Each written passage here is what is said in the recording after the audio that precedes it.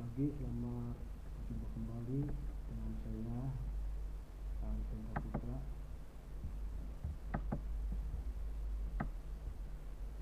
Dimana pada pertemuan kali ini saya akan melanjutkan materi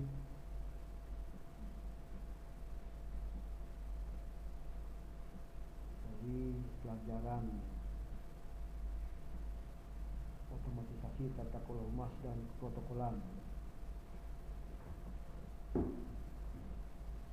di mana materi yang akan saya sampaikan hari ini masih melanjutkan materi minggu lalu,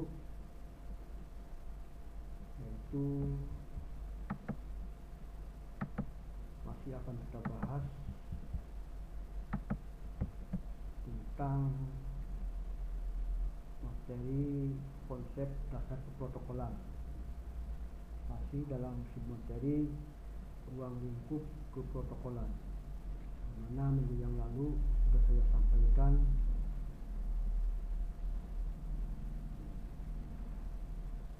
dalam submateri yang menunjang konsep dasar keprotokolan, yaitu materi pengertian umum keprotokolan, asas keprotokolan, dan unsur-unsur keprotokolan. Selanjutnya, pada pertemuan kali ini saya akan melanjutkan submateri tentang ruang keprotokolan, fungsi pokok keprotokolan, dan syarat-syarat petugas keprotokolan. Baik, kita langsung saja ke materi, yaitu tentang ruang lingkup keprotokolan, di mana dalam materi ruang lingkup keprotokolan ini ada 7 komponen dalam submateri ruang lingkup kegiatan keprotokolan. Yang pertama adalah tata cara penerimaan tamu. Yang kedua, kunjungan tamu dalam dan luar negeri. Yang ketiga, yaitu penyelenggaraan jamuan kenegaraan. Yang keempat, penyelenggaraan jamuan resmi. Yang kelima, penyelenggaraan upacara bendera dan upacara bukan upacara bendera. Yang keenam, perjalanan dinas dalam dan luar negeri. Dan komponen yang keenam yaitu penyelenggaraan rapat dinas di dalam dan di luar kantor. Itu ada 7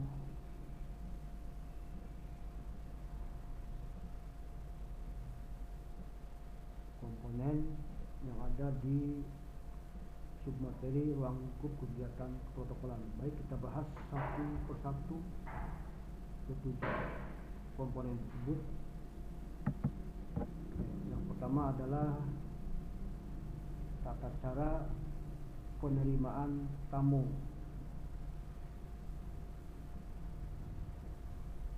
Tata cara penerimaan dan penyambutan kunjungan tamu negara diatur dalam peraturan menteri yang menyelenggarakan urusan pemerintah di bidang kesekretariatan negara.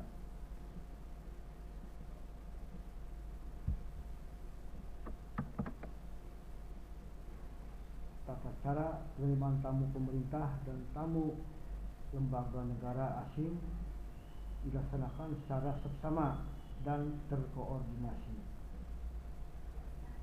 Tamu negara harus mendapatkan penghormatan dengan pelayanan keprotokolan dan fasilitas keamanan. Yang kedua yaitu kunjungan tamu dalam dan luar negeri. Berikut contoh kunjungan tamu dalam dan luar negeri. Yang pertama adalah kunjungan kenegaraan, yaitu kunjungan yang dilakukan oleh kepala negara, baik raja, presiden, sultan, ratu, paus, maupun yang dipertuankan agama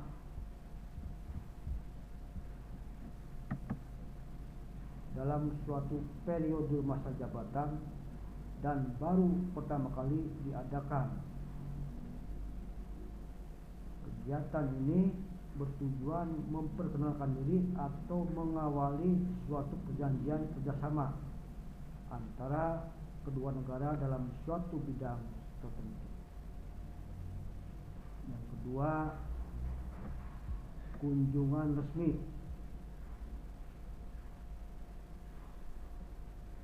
Kunjungan resmi yaitu kunjungan yang dilakukan oleh kepala pemerintahan, misalnya Perdana Menteri dan Kanselir, untuk pertama kalinya, atau kunjungan kepala negara untuk kedua kalinya atau lebih ke negara lain. Kegiatan ini bertujuan menindaklanjuti atau mengembangkan suatu perjanjian kerjasama yang disepakati sebelumnya atau berdasarkan undangan negara yang dikunjungi. Yang ketiga adalah kunjungan kerja.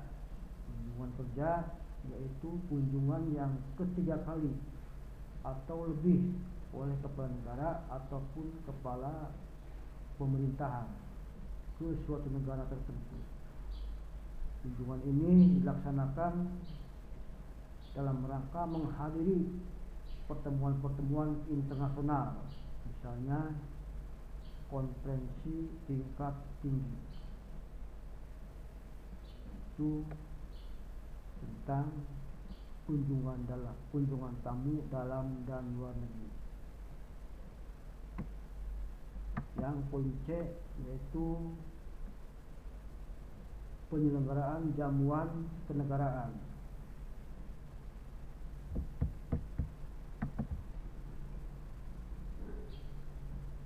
Jamuan kenegaraan adalah jamuan yang diperuntukkan bagi kepala negara dalam suatu kunjungan kenegaraan. Yang keempat yaitu penyelenggaraan jamuan resmi.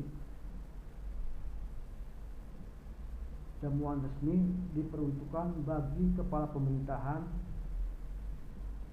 dan pimpinan organisasi internasional dalam suatu kunjungan resmi. Yang kelima, penyelenggaraan upacara bendera dan upacara bukan upacara bendera. Maksudnya ini, upacara bendera adalah kegiatan pengibaran bendera merah putih yang dilaksanakan dalam memperingati hari-hari besar nasional. Sedangkan upacara bukan upacara bendera adalah kegiatan yang memerlukan pengaturan protokol seperti penerimaan tamu resmi, pembukaan seminar, pelantikan pejabat, atau tanda tangan nota kesepahaman dengan instansi atau negara lain.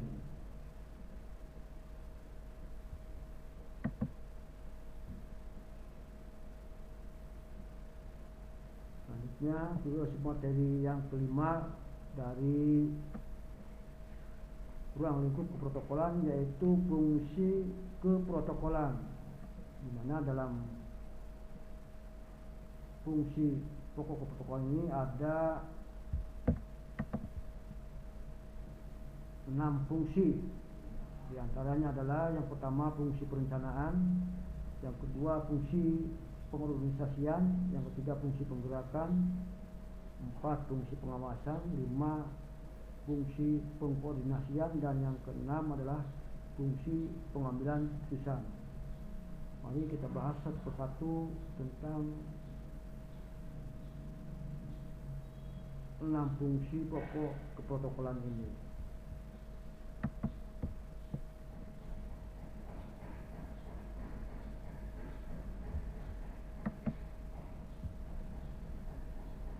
sebelum membahas tentang 6 fungsi ini, kita sampaikan dulu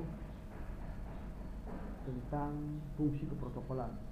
Keprotokolan memiliki fungsi pokok, yaitu turut menjaga dan meningkatkan citra institusi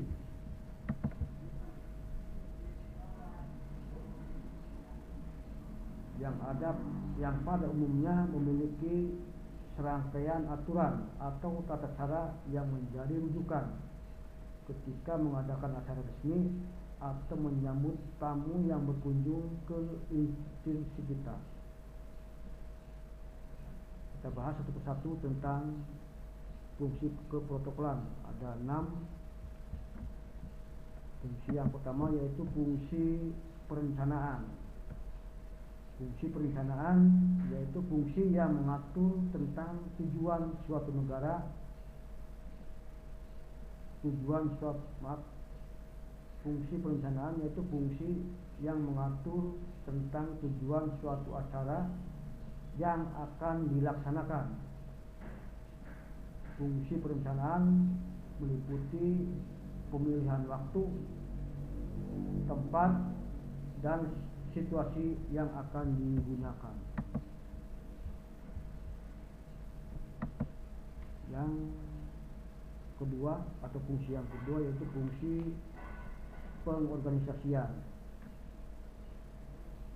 Fungsi pengorganisasian yaitu fungsi yang mengatur anggota kepanitiaan yang terlibat dalam suatu acara secara terperinci.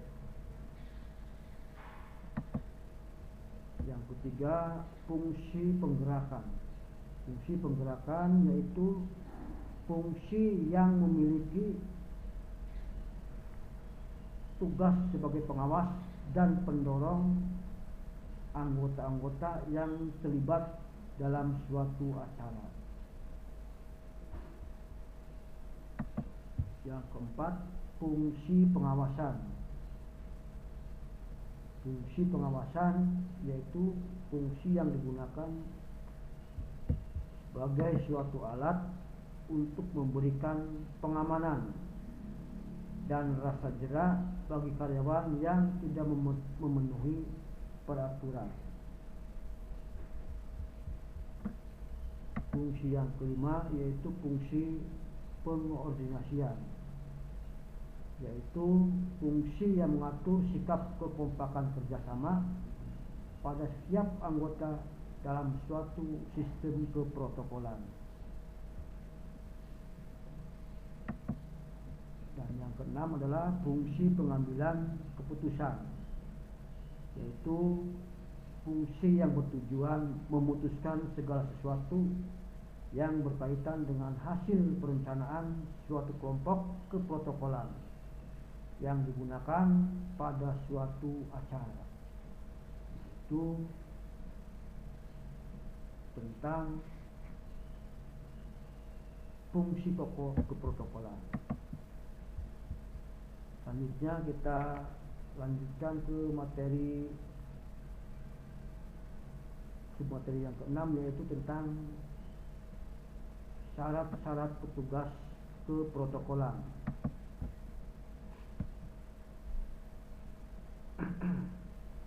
Orang yang mengatur kegiatan protokol adalah pejabat atau petugas bagian protokol yang memiliki pengetahuan dan kompetensi dalam menyelenggarakan kegiatan keprotokolan. Petugas yang menjalankan kegiatan protokol lazim dikenal dengan sebutan protokoler. Seorang protokoler harus memiliki kemampuan berkomunikasi yang baik dan efektif, karena akan selalu terkait dan berhubungan dengan bagian atau komponen lain dalam menunjang keberhasilan dan kesuksesan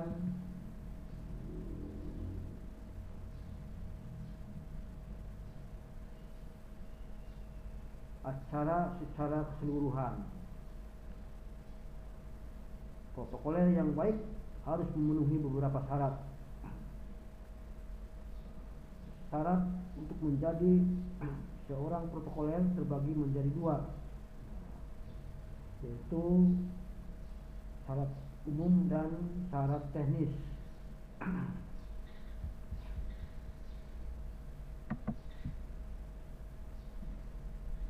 Syarat umum,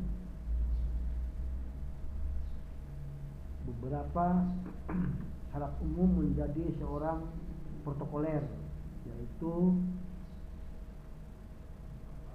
memiliki kemampuan berkomunikasi yang baik,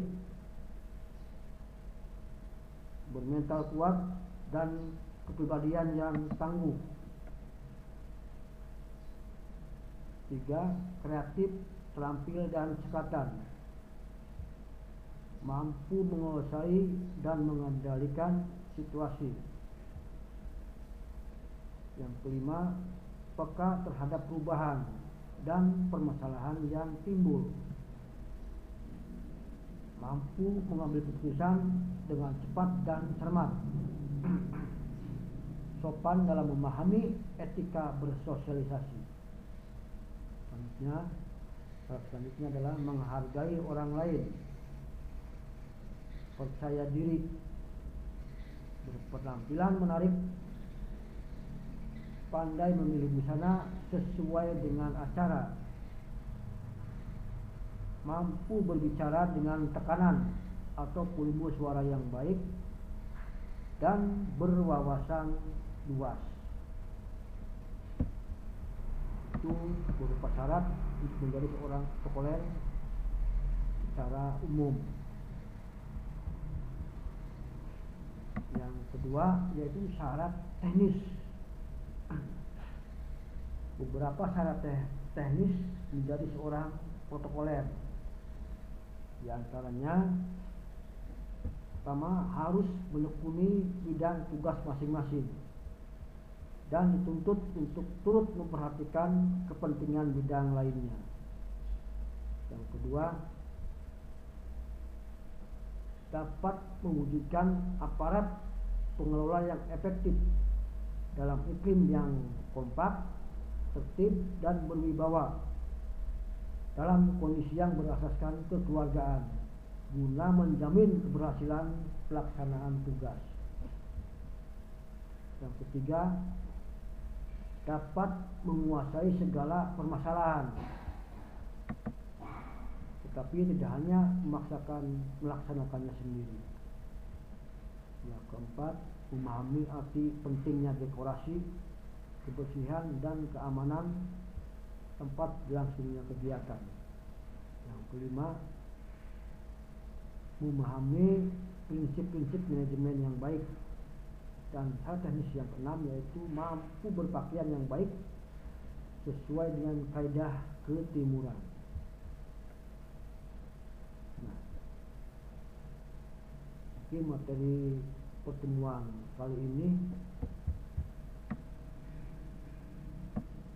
tentang konsep dasar keprotokolan.